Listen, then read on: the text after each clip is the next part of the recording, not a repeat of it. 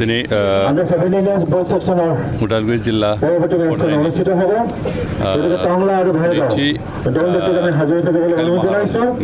खेला जादों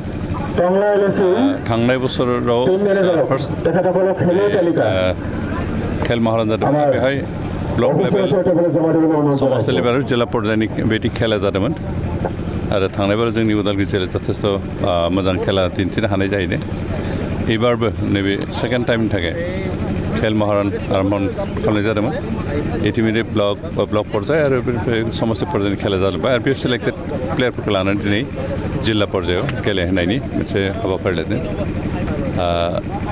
बेवहाय जा मोनब्रै समस्ति जिहेतु उदालगुरि जिल्लायाव दं टंला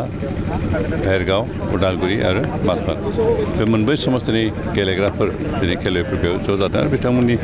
गेजेराव बे समस्ति वाइज कम्पिटिसन जागोन बे ग्रुप खेलाबा जों आसा खालामदों जे जोंनि जिल्लानिफ्राय एबारबो मोजां प्लेयार ओंखारगोन अन्तत स्टेट लेभेलाव गेलेनो थाखाय जों खेलायाव दिहुननो हागोन बेखे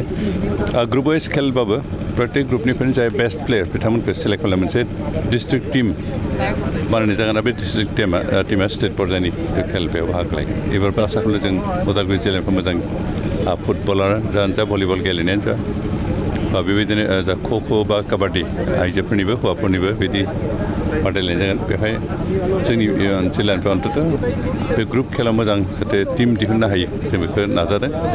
आरो बेनिखायनो सोर मोजां सोर गाज्रि बेखिनिखौ सेलेक्ट खालामनो थाखाय जोंहा जिहेतु कच दं स्टेट लेभेलनि कच बिथांमोना दंहैयो आरो बिथांमोना बेखौ सायख'नानै मोजां टिम बानायनो हागोन होनना आसा खालामदों दा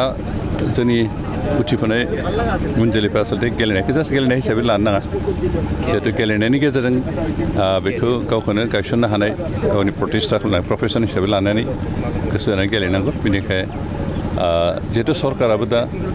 नेसनेल लेभेल बा इन्टारनेसनेल लेभेलनि प्लेयारफोरनो साकरि होयो